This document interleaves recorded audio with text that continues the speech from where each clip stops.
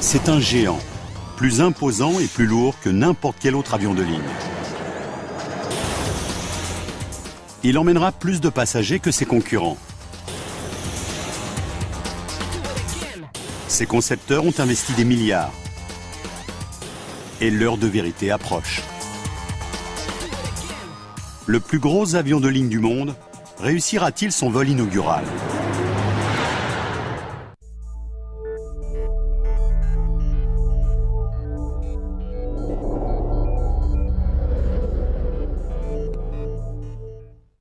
En cette matinée printanière, le ciel est dégagé et une brise légère souffle sur le sud-ouest de la France.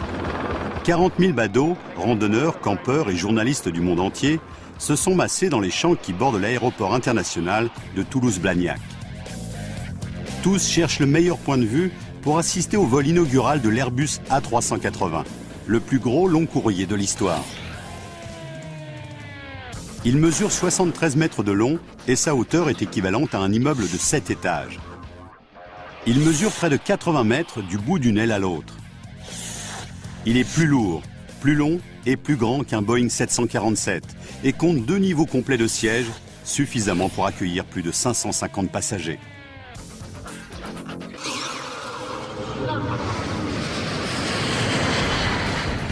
Pour que ces plans prennent forme, il a fallu des matériaux ultra légers révolutionnaires. 4 énormes réacteurs. Des usines gigantesques disséminées dans toute l'Europe.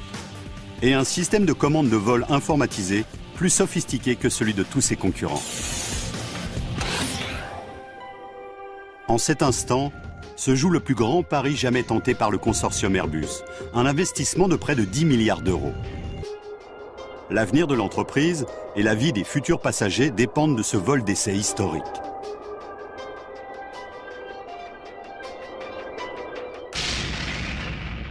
Le long de la piste, le silence se fait lorsque le Super Jumbo apparaît. Petit à petit, il prend de la vitesse pour atteindre les 269 km/h qui vont lui permettre de décoller. Lorsqu'il arrive en bout de piste, c'est l'heure de vérité. Le nez énorme se dresse vers le ciel. Un rayon de soleil se glisse sous les roues du train arrière et l'Airbus A380 s'élève dans le ciel pour la toute première fois. Dans la foule, ingénieurs et techniciens poussent un soupir de soulagement. Leur bébé vole. Mais la question qui se pose désormais, c'est de savoir si les clients veulent d'un appareil de ce gabarit. Ce format sans précédent s'avérera-t-il une réussite ou un échec? Ce Super Jumbo incarne-t-il l'avenir de l'aviation commerciale ou deviendra-t-il le plus gros bid depuis le Spruce Goose, l'hydravion géant d'Howard Hughes? Tout dépendra de la capacité d'Airbus à convaincre les compagnies aériennes que les voyageurs souhaiteront confier leur vie à cet engin de croisière volant. Il est trop tôt pour raconter la fin de cette histoire. Mais une chose est sûre, un échec, même mineur en ce jour crucial, serait pour le consortium européen un camouflet dont les conséquences se feraient sentir dans le monde entier.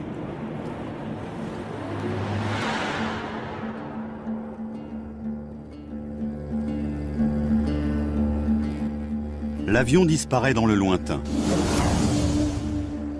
Pendant 4 heures, tandis que l'équipage teste le très gros porteur, les badauds n'ont rien d'autre à faire qu'attendre. Et peut-être réfléchir au voyage qui les a conduits jusqu'ici, un voyage entamé près de 40 ans plus tôt.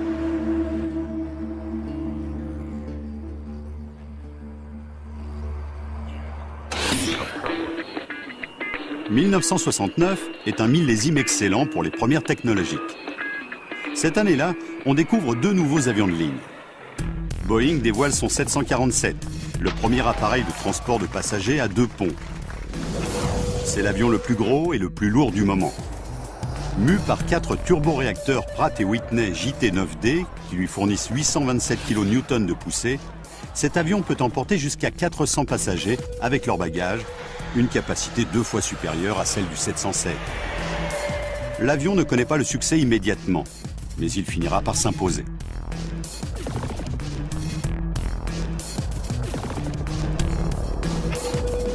Le Concorde est arrivé. Aérospatiale et British Aircraft Corporation, les ancêtres du consortium Airbus, présentent le Concorde la même année. Si l'avionneur américain a misé sur le gigantisme, les Européens, eux, ont pris le parti du petit mais rapide. Le Concorde compense son petit nombre de places par sa vitesse. S'il n'emporte que 128 passagers, il vole à 2 fois la vitesse du son, faisant passer la durée d'un New York-Londres de presque 8 heures à moins de 3h30. Ces deux appareils finiront par incarner le paroxysme du luxe en transport aérien.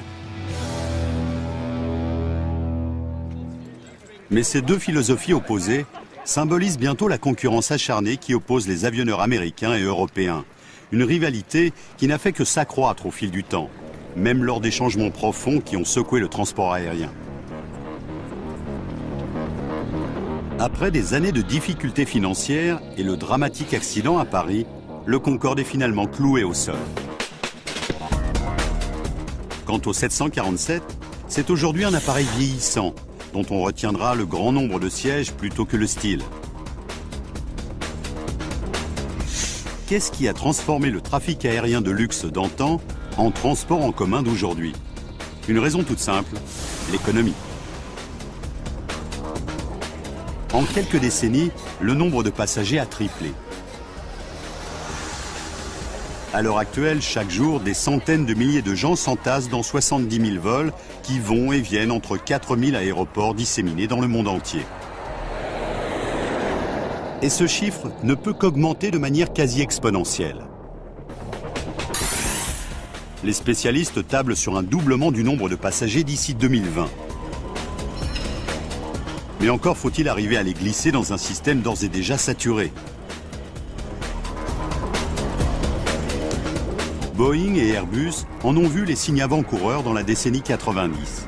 Mais ces deux sociétés ont envisagé une nouvelle fois des approches diamétralement opposées. D'après Boeing, on augmentera la capacité de transport en volant d'un point à un autre. Vous décollerez près de chez vous pour atterrir près de votre destination. Aussi, Boeing mise-t-il sur le 787 Dreamliner, un avion très fiable conçu pour transporter 250 passagers seulement.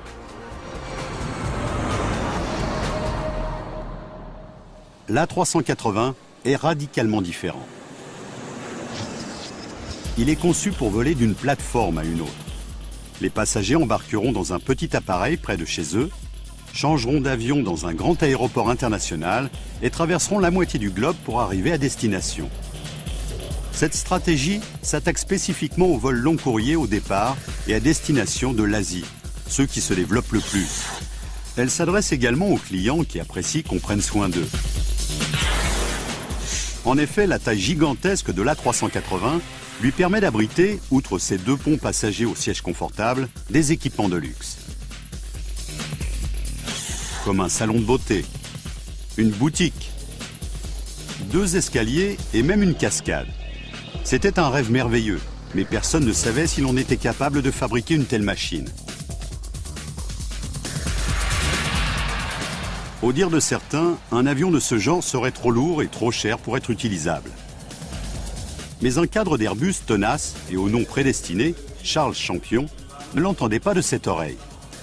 Et il a incité son équipe d'ingénieurs à sortir des sentiers battus. Il y a eu plein d'idées bizarres. Certains ont pensé à un double bulbe. Une des premières options envisagées est en effet un fuselage à double bulbe juxtaposé. Elle paraît prometteuse, mais les analyses informatiques démontrent que l'avion sera trop lourd et pas assez aérodynamique. Charles Champion renvoie donc ses collaborateurs à leur table à dessin et ils finissent par trouver un concept révolutionnaire. Un avion dont les 2 ponts courront sur toute sa longueur avec une soute en dessous pour les bagages. On obtient ainsi en volume l'équivalent de 2 cabines normales, mais superposées. Cette conception permet d'obtenir un avion mesurant 2,50 m de plus qu'un 747, et d'une envergure de 15 mètres de plus et plus haut de 5 mètres. Mais lorsque l'équipe entre ses données dans l'ordinateur, elle a droit à une surprise désagréable. L'avion est beaucoup trop lourd. On a obtenu des résultats affreux. Si c'était le poids de l'avion, ça n'irait pas. Donc, 2 ou 3 mois après le lancement du programme, on a dû relever le défi énorme du poids. L'équipe doit parvenir à une masse à vide opérationnelle maximale de 277 tonnes, soit 50% de plus que celle du 747. C'est un objectif ambitieux pour un avion devant transporter 100 passagers supplémentaires et leurs bagages à l'autre bout du monde. Et à moins que Charles Champion et son équipe n'arrivent à relever le défi, le rêve risque de s'envoler.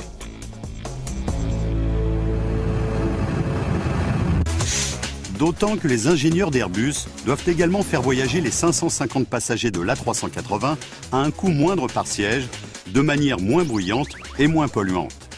Autant dire qu'ils doivent revoir leur copie en totalité.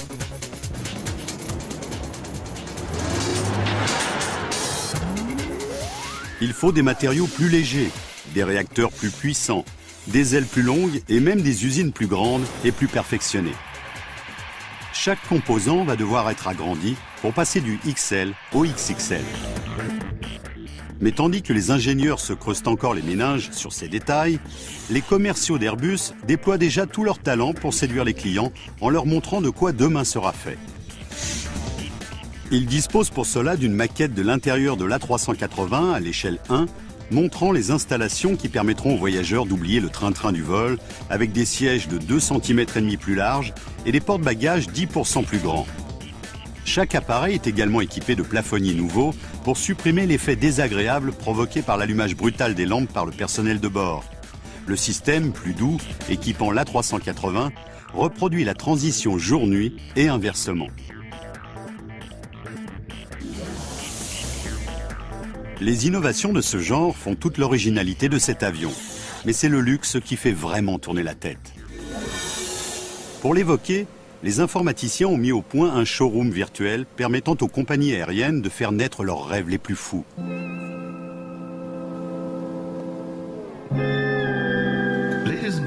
Mesdames et messieurs, ici votre commandant. Je vous souhaite la bienvenue à bord de ce programme de visite en 3D du pont principal de l'A380. Grâce à ce laboratoire 3D, les compagnies aériennes peuvent commander à la carte les dispositions en cabine, les coloris ou encore les styles de sièges. Et Airbus incite ses clients à voir les choses en grand. Des salles de bain avec douche, des salons spacieux, des bars-restaurants et même un salon de beauté. Mais jusqu'à la mise en service des A380, les choix de la plupart des compagnies sont marqués du sceau du secret commercial. Seul un fan de la première heure, Richard Branson, le fondateur non conformiste de Virgin Atlantic Airlines, n'a pas tenu sa langue. Il a présenté une version grand luxe de l'A380 avec un casino et des chambres à lit double sur le pont supérieur. Lors d'une conférence de presse, il a lancé ce bon mot « En plus du casino, vous aurez au moins 2 chances de bien vous amuser à bord ». Mais le rêve ne peut devenir réalité que si les ingénieurs trouvent des moyens de faire voler le mastodonte. Fin 2000, ils trouvent la combinaison idéale. Pour la motorisation, ils arrêtent leur choix sur des moteurs Rolls-Royce, fournissant 30% de poussée de plus que ceux du 747. Chacun d'eux coûte plus de 12 millions d'euros, soit l'équivalent d'1 tonne d'or, et à eux 4, ils représentent près de 25% du coût de chaque très gros porteur.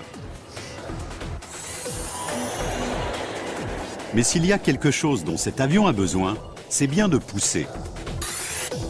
Chaque moteur offre une puissance de 311 kN. À pleine vitesse, le Super Jumbo va engloutir 1 litre de carburant chaque seconde. Et comme il est conçu pour des vols moyens de 13 heures et plus, il devra décoller avec beaucoup de carburant. Pas moins de 260 000 litres de kérosène, soit 20% de plus que le Boeing 747.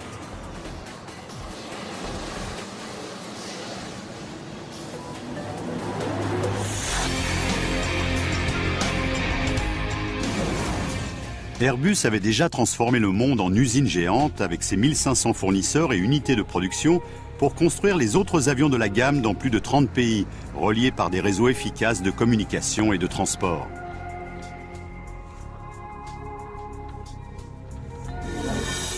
Pour assembler les A380 qu'il compte commercialiser dans les années à venir, l'avionneur fait construire les éléments principaux dans 5 pays. Les ailes au Pays de Galles, les moteurs en Angleterre, le fuselage et l'empennage vertical en Allemagne, l'empennage horizontal en Espagne. Et c'est en France que les pièces sont assemblées pour donner l'avion complet. Le processus commence au Pays de Galles. Dans 2 gigantesques usines, on fabrique les ailes les plus grandes et les plus complexes sur le plan structurel pour un avion de ligne. 32 000 composants arrivent ici de tous les continents, à l'exception de l'Antarctique. Les ailes de l'A380 sont des merveilles de la mécanique. Elles accueillent les commandes de vol et elles offrent suffisamment de portance pour faire voler l'avion et de résistance pour soutenir les 4 turboréacteurs qui pèsent chacun 6 tonnes et demie. Et pour caser les 260 000 litres de carburant dans une dizaine d'emplacements, les ailes sont devenues de véritables réservoirs volants. Elles sont un des composants structurels essentiels de cet avion. L'usinage de précision commence avec les feuilles d'aluminium destinées à prendre la forme des panneaux qui recouvrent chaque aile. Chaque pièce a une forme et un poids précis. Pour en fabriquer une, il faut passer par 3 étapes complexes: rasage, emballage et cuisson. Ce panneau d'aluminium de 34 mètres de long pèse 5 tonnes. C'est beaucoup trop pour une pièce devant couvrir une aile. Dans sa forme finale, il ne fera plus qu'1 tonne environ. Il a donc droit à une cure d'amaigrissement version aéronautique. Des grues équipées de 32 bouches d'aspiration surpuissantes soulèvent et déplacent chaque panneau d'aluminium. Ce voyage à travers l'usine pour mettre l'immense panneau en position n'est pas sans risque.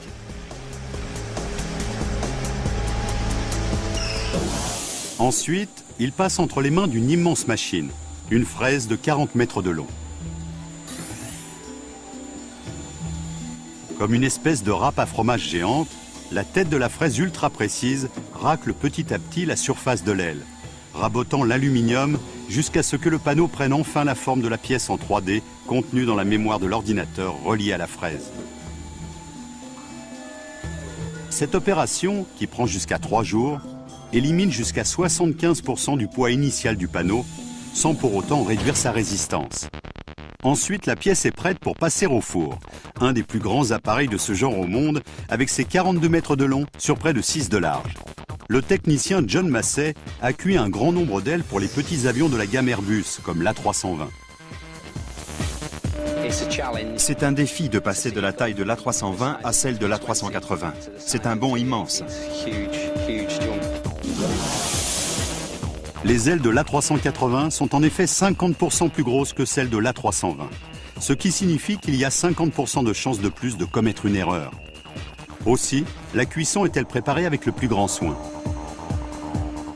Tout d'abord, il faut placer le segment dans une forme métallique particulière. Ensuite, on fait le vide autour de l'assemblage à l'intérieur d'un immense emballage en plastique pour protéger le métal de toute contamination. À l'intérieur, la chaleur de 150 degrés doit être uniforme sur toute la surface du panneau. Il n'y a pas de place pour la moindre erreur. On évite toute variation de l'étanchéité et de la température. Cette dernière doit rester constante pendant toute l'opération. On a une marge de plus ou moins 3 degrés, sinon le traitement n'est pas validé. 24 heures plus tard, le panneau est prêt.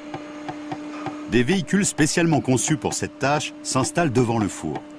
Tous les regards se portent sur l'enveloppe de protection en plastique. Si cette dernière est déchirée, la pièce en aluminium est compromise. C'est un véritable désastre, car elle n'a dès lors plus aucune valeur. Si le plastique est déchiré, il faut recommencer à zéro. Il scrute attentivement l'emballage. Bientôt, l'aile est assez froide pour qu'on puisse la toucher. Bonne nouvelle, le plastique semble intact. Finalement, la pièce arrive dans l'atelier où les techniciens retirent l'emballage de plastique et de tissu. Commence alors la tâche laborieuse de la recherche d'éventuels défauts. Le patron de John, Garrett Williams, inspecte la pièce. Il récupère les petites barres de métal qui ont cuit sur la partie supérieure de l'aile. Chacun de ces cylindres est important pour la sécurité du futur avion. Ce sont des pièces de test composées du même matériau que le panneau proprement dit, qu'on utilise pour vérifier la qualité du traitement. Celui-ci s'est passé correctement et répond aux spécifications en vigueur. Une fois cette vérification terminée, Garrett Williams et John Massey donnent le feu vert pour que la pièce passe à l'étape suivante, l'usine d'assemblage des ailes. Un site gigantesque tout neuf situé non loin. C'est une des installations industrielles les plus grandes construites au XXIe siècle en Grande-Bretagne. Elle s'étend sur près de 85 000 mètres carrés, l'équivalent de 12 terrains de football, et c'est là que les ouvriers assemblent la peau d'aluminium sur les nervures de caissons de voilure. George Lee chapeaute son équipe lors de cette étape difficile. Aujourd'hui, ces ouvriers s'apprêtent à placer un des plus grands des 20 panneaux d'aluminium qui mesure 34 mètres de long et pèse plus d'une tonne. Le défi, c'est la taille, car à chaque fois, il faut un levage mécanique. On ne peut rien manipuler à la main. Toute la manutention doit être faite par levage et l'utilisation des grues est donc très importante. Le panneau est levé comme une immense lame de guillotine. Mais ce n'est pas la seule épée de Damoclès à être suspendue au-dessus de l'équipe. En effet, le temps presse. Sur les arêtes de l'aile à moitié construite, les ouvriers ont disposé un enduit étanche qui assurera l'intégrité des réservoirs de carburant. Cette matière séchant en quelques heures, les hommes doivent mettre le panneau en place rapidement. Sinon, l'aile risque d'être défectueuse. Et aujourd'hui, ils sont en retard. Le seul problème, c'est le facteur temps. En cas d'échec, l'équipe devra retirer le joint étanche de l'aluminium et tout recommencer.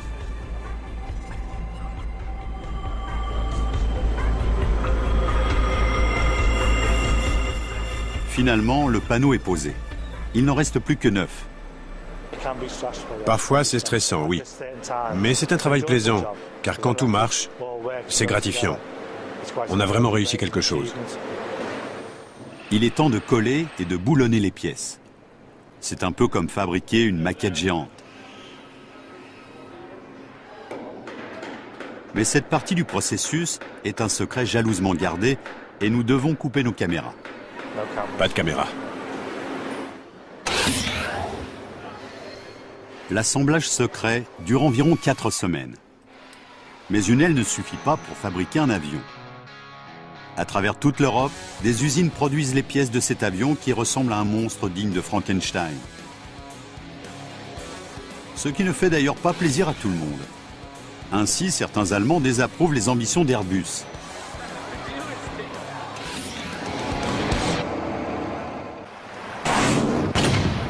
Voici la toute dernière usine du consortium à Hambourg. Une structure démesurée assez grande pour loger 4 A380 côte à côte. Le consortium européen fabrique des fuselages en Allemagne depuis plus de 30 ans. Mais à l'annonce du lancement de l'A380, il a dû fortement agrandir son site de production pour qu'il puisse accueillir des avions terminés, afin que ceux-ci soient parés à l'intérieur et peints à l'extérieur.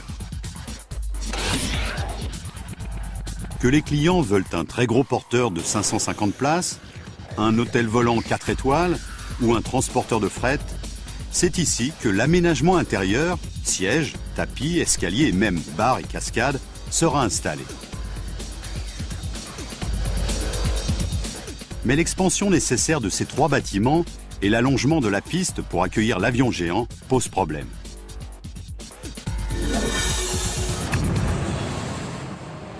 L'usine principale d'Airbus se trouve sur les bords de l'Elbe, au cœur de la plus grande zone marécageuse d'Europe soumise à la marée. C'est une région très particulière en raison de l'influence de l'eau venant des terres et de celle des marées. On y trouve un mélange d'eau douce et d'eau salée. Et cet écosystème fragile héberge 70 espèces d'oiseaux migrateurs, 71 en comptant l'A380. Airbus voulait investir 140 hectares de marécages immaculés, mais les défenseurs de la nature ont crié au scandale. Une bataille judiciaire et des manifestations ont retardé la construction pendant plus de 2 ans. Mais finalement, les hommes politiques au niveau local et national, qui souhaitaient voir leur ville bénéficier de cette manne financière, sont intervenus et les usines ont vu le jour. Dans l'une d'elles, on fabrique les tronçons de fuselage, mais les deux autres sont toujours inactives. D'autres actions en justice empêchent encore l'usine d'accuser livraison des avions qu'elle devra achever. À moins d'une victoire au tribunal, le consortium aura investi quelques centaines de millions d'euros dans une usine qui ne servira à rien ou à pas grand-chose. Le nœud du problème, c'est la piste. Airbus a besoin qu'elle soit beaucoup plus longue pour recevoir la version transport de fret, l'A380F. Il faut que la piste de Hambourg soit agrandie pour que les pilotes puissent faire les essais de performance de l'avion. Et ils ne pourront le faire que lorsque ce dernier sera chargé avec un poids correspondant à la charge qu'on transporte habituellement à une altitude de croisière lors d'un vol normal. Le plan d'allongement de la piste de Hambourg s'est heurté à une forte résistance de la part des riverains qui s'inquiètent de voir le tarmac arriver à moins de 450 mètres des vergers du coin.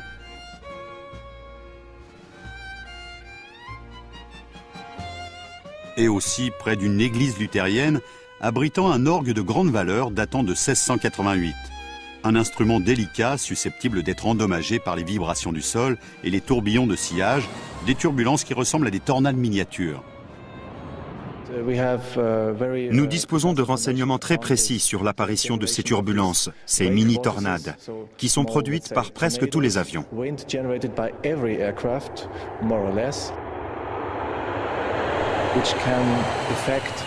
Elles peuvent affecter les constructions comme les individus s'ils se trouvent à proximité d'une piste ou d'une approche.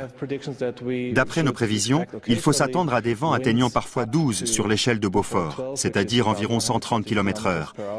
Et ces mini-tornades vont s'abattre sur le clocher de l'église et sur les toits. Les riverains ont de quoi être inquiets. Pendant des années, ils ont toléré le poids lourd de la famille Airbus, le Beluga, un avion de transport de fret qui tire son nom de l'animal auquel il ressemble.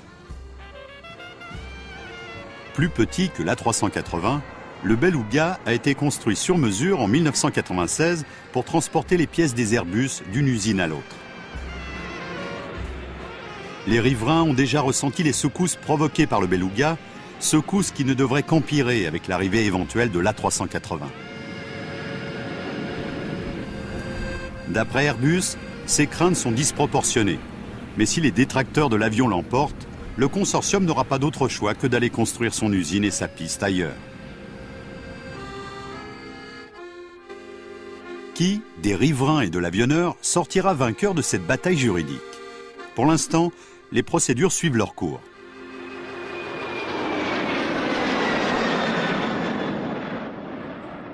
Et ce jugement n'est pas le seul risque encouru par le fabricant. À 57 km de là, à Stade, un autre pari est en train de se jouer.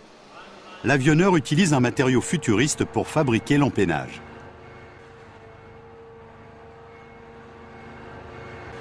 Il s'agit d'un matériau renforcé en fibre de carbone et il est fait dans la même matière que celle qui donne sa solidité incroyable au diamant. 6 fois plus rigide que l'acier et bien plus légère, la fibre de carbone est un passage obligé pour les ingénieurs s'ils veulent maintenir une masse à vide opérationnelle maximale de 277 tonnes. Contrairement aux métaux qu'on forge, les fibres de carbone sont tissées comme un vêtement. Les machines de fabrication produisent des pièces en combinant des fibres de carbone super résistantes et de la résine plastique qui peuvent prendre toutes les formes imaginées par les concepteurs. Après la cuisson, le renforcement, la peinture et le séchage, il n'y a plus qu'à coudre les panneaux ultra légers sur l'armature de la queue grâce à ce robot rifter géré par ordinateur. Travaillant 24 heures sur 24 pendant une semaine, il effectue 10 000 fixations à l'importance capitale avec une tolérance de précision qu'aucun être humain ne peut égaler. Et l'intégrité de l'empennage est cruciale pour la sécurité des futurs passagers. Les ingénieurs d'Airbus ne savent que trop bien ce qui arrive lorsqu'un empennage présente un défaut. En 2001, le vol 587 d'American Airlines décolle de l'aéroport John Kennedy de New York. Moins de 3 minutes plus tard, l'A300 s'écrase à Rockaway, un quartier du Queens à New York. L'avion est tombé. Il s'est mis sur le côté et il est tombé. Je n'arrive pas à le croire. C'est alors le deuxième accident d'avion le plus meurtrier de l'histoire des États-Unis. Et les enquêteurs font une découverte effrayante. L'accident a été provoqué, lors de l'accélération de l'avion, par la rupture de l'empennage et de la gouverne de direction qui étaient fabriqués en partie en matériaux composites. Les enquêteurs concluent pourtant que le crash est sûrement dû à une erreur humaine et non à un problème lié au composite. Les ingénieurs ont tiré les leçons de ce drame et les ont appliquées à l'empennage de l'A380. Mais aujourd'hui, quelque chose ne va pas à l'usine. La foudre a fait sauter les plombs et le robot Rifter ne fonctionne plus. Il y a eu un orage et la foudre est tombée. L'ordinateur s'est éteint et le disque dur s'est arrêté. Mère Nature a semé la zizanie et provoqué la paralysie du système. C'est l'électricité. Ça arrive quelquefois. Normalement, on est protégé, mais des fois, ça arrive quand même. Les heures passent tandis que Kai Baumgartner et ses collègues essayent de faire repartir la machine. S'ils ne parviennent pas à réparer l'ordinateur, ils n'arriveront pas à tenir les délais de fabrication de l'empennage. Il faut donc vite identifier le problème. À la fin du poste, le bruit du riftage se fait de nouveau entendre dans l'usine. Et Kai Baumgartner a repris sa place devant son écran pour vérifier que chacune des 10 000 fixations est parfaite. Une caméra minuscule placée dans la tête de la machine à rifter lui permet d'examiner minutieusement chaque opération et de vérifier qu'il n'y a aucun défaut. Je m'assure que la perforation se déroule correctement et qu'il n'y a pas de défaut. J'ai différents outils ici et il arrive parfois qu'il y ait des ratés. C'est une tâche répétitive, mais Baumgartner doit rester vigilant afin de préserver la vie des futurs passagers. Dans le monde entier, fournisseurs et partenaires d'Airbus mettent la dernière touche aux composants de l'A380.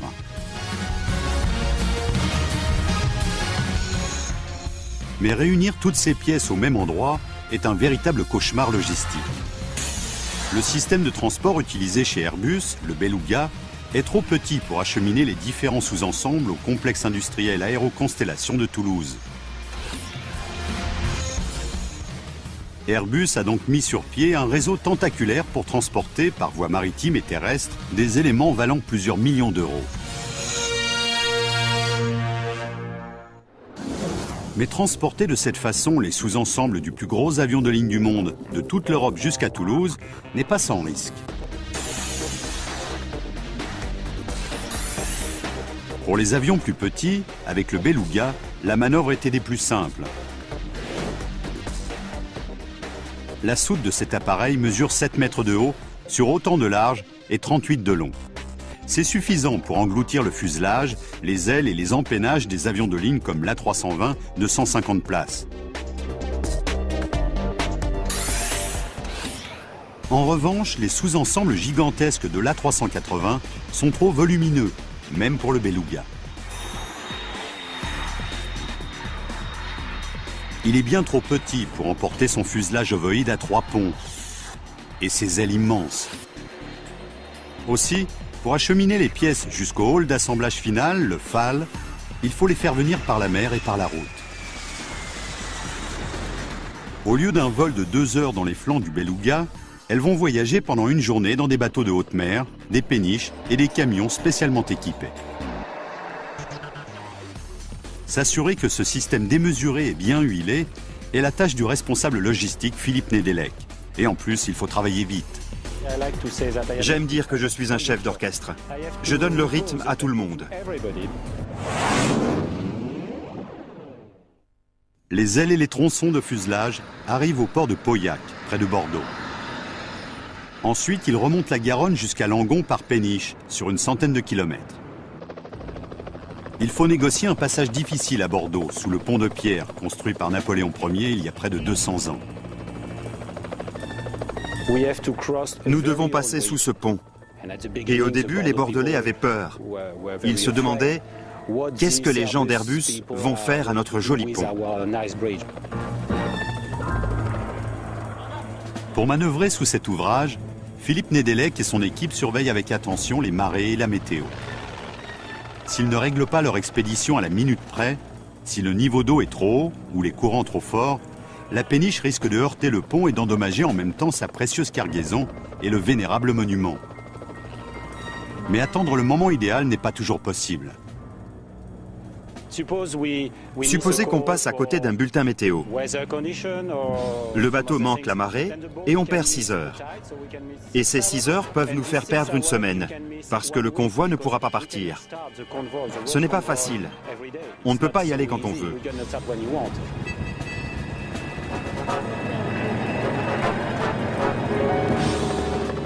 Chaque franchissement du pont présente un risque. Cette fois, ça passe, mais de justesse. Ensuite, on passe le relais aux camions et à leur escorte. La progression est lente, 16 km/h, et se fait sur 250 km. On ne peut pas laisser les camions livrés à eux-mêmes. Il y a donc des véhicules d'assistance. Chaque convoi regroupe 6 camions, plus une quinzaine de camionnettes, des voitures et des motos. Une soixantaine de personnes font le trajet entre 22 heures et 5 ou 6 heures le lendemain. C'est un drôle de défilé au cours duquel les morceaux d'avion avancent comme des escargots dans les ruelles, rasant parfois les habitations. Mais quelle que soit l'heure de la nuit, il y a foule pour assister à cette procession étrange.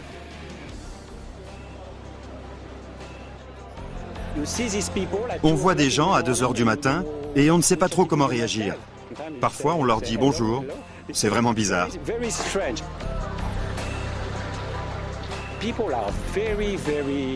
Ils sont très intéressés et très contents. C'est comme un spectacle permanent payé par Airbus. Jusqu'ici, ce spectacle fait encore figure de nouveauté.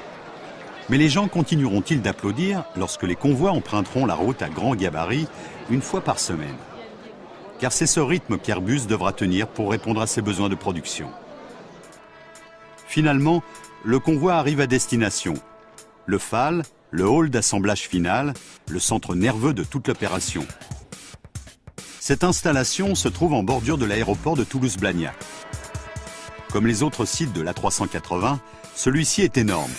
500 mètres de long sur 250 de large, haut de 15 étages et construit avec 32 000 tonnes d'acier, suffisamment pour ériger 3 tours Eiffel.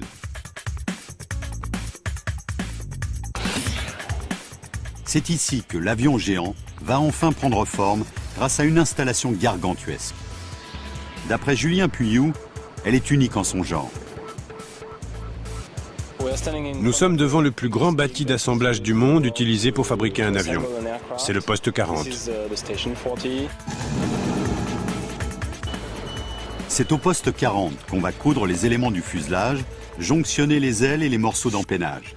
Cette installation unique au monde fait 5 étages de haut, pèse environ 1200 tonnes et est équipée de 4 ascenseurs qui emportent les ouvriers jusqu'à leur poste de travail.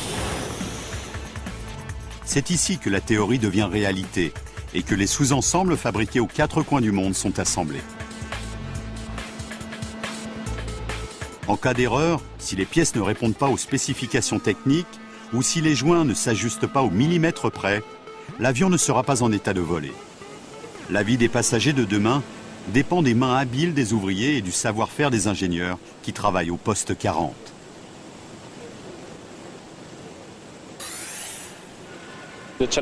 Pour nous, le défi consiste à assembler toutes ces pièces en même temps, car il y a de nombreux ouvriers qui travaillent simultanément et au même endroit, mais qui doivent effectuer des tâches très différentes. L'un d'eux s'occupe des ailes, un autre du fuselage. Ils ne font pas le même travail, mais ils doivent intervenir en même temps. La cadence de travail est très élevée. Il faut 4 semaines pour achever l'assemblage. Une fois sorti du poste 40, l'avion franchit des portes coulissantes de 100 mètres de large et entre dans une des 3 baies de finition. À l'intérieur de cet atelier immense, on peut parquer sans difficulté 3 A380 côte à côte. Les techniciens investissent alors la superstructure pour installer les systèmes électriques, hydrauliques et autres qui vont donner la vie à l'appareil. Construire un A380 est une tâche herculéenne. Mais pour qu'Airbus puisse continuer d'exister, il va falloir accélérer fortement la cadence de production. Le poste 40 devra en effet sortir une unité complète chaque semaine. Mais avant d'en arriver là, l'avion doit faire la preuve de sa navigabilité. Aussi, tous les regards se tournent vers le ciel du sud-ouest. La foule se demande si l'A380 va réussir son vol inaugural.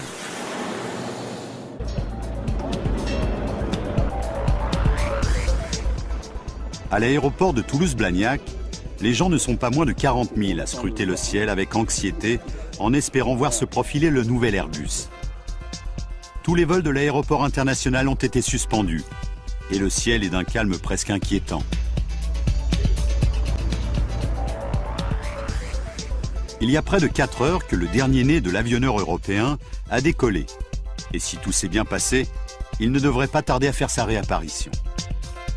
Et en cas d'incident, les pilotes pourront tout de suite voir si leur formation les a bien préparés à une catastrophe. La majeure partie de leur entraînement s'est fait sur des ordinateurs capables de reproduire tous les comportements de l'A380. Du moins, en théorie.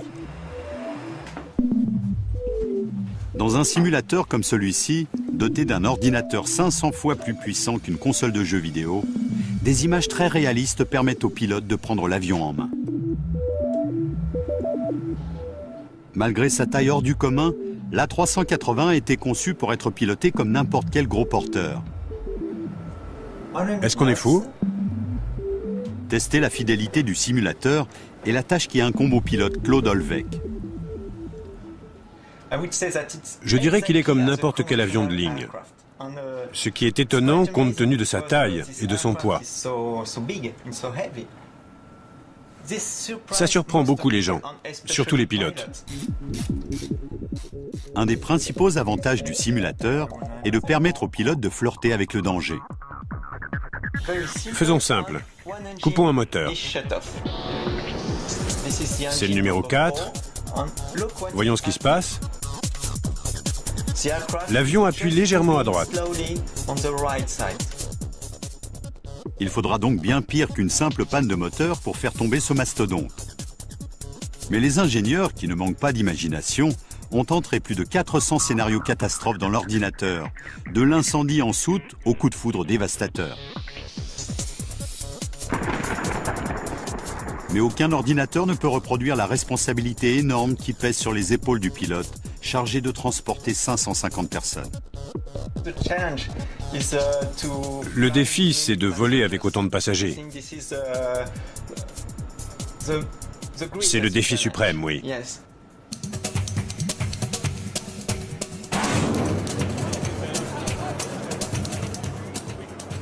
À l'extérieur, tout le monde scrute les cieux. L'attente est insupportable. Puis, on distingue un reflet lumineux. Et finalement, l'immense avion se profile dans le ciel. Journalistes et photographes se précipitent sur le bord de la piste pour immortaliser cet instant historique. Frimeurs, les pilotes font un survol à basse altitude pour le plus grand plaisir des badauds, avant d'entamer le virage qui leur permet de se placer dans l'axe de la piste pour entamer la descente.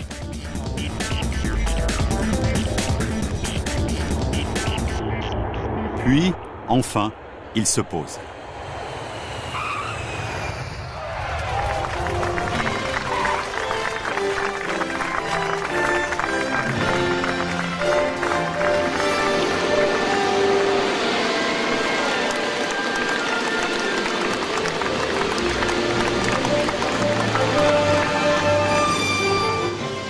Comme des astronautes de retour de l'espace, les pilotes et les mécaniciens navigants saluent la foule.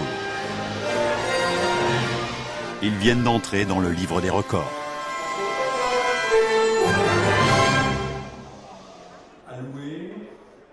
Pour l'instant, et en attendant mieux, l'A380 est un succès en termes de relations publiques. Les journalistes du monde entier tapent fiévreusement leurs papiers. Charles Champion, le chef du programme, est à la fois fier et soulagé. C'était un grand moment d'émotion. Nous avons réussi. Ça marche. Ça marche. Airbus a prouvé que l'A380 vole. Mais c'était peut-être ce qu'il y avait de plus facile. Au moment du vol d'essai, l'avionneur avait enregistré 154 commandes. Mais il lui en fallait encore 96 pour arriver à l'équilibre financier. Pour remplir son carnet de commandes, il faut impérativement accélérer le rythme de production et convaincre les compagnies aériennes de débourser entre 232 et 248 millions d'euros l'unité. Or, tandis que les clients potentiels s'émerveillaient devant les aménagements intérieurs de l'appareil et que les ingénieurs savouraient encore le succès du vol inaugural, Airbus annonçait, à la surprise générale, un retard de 6 mois dans la livraison du premier appareil. Les premiers acheteurs à avoir versé un acompte avant même le premier vol n'ont pas caché leur mécontentement. D'après certains experts, l'avion est encore trop lourd. Mais Airbus insiste sur le fait que ce retard n'a rien d'anormal. La vraie réussite, ce sera quand le client dira « Formidable, c'est ce que j'attendais, je l'adore, donnez-moi plus ». Si les 40 dernières années de l'histoire de l'aviation peuvent servir d'indicateur, et si plus de gens prennent l'avion de plus en plus souvent à l'avenir, le pari audacieux de Charles Champion devrait s'avérer payant. Et l'A380 pourrait bien devenir le symbole de l'aviation commerciale du XXIe siècle.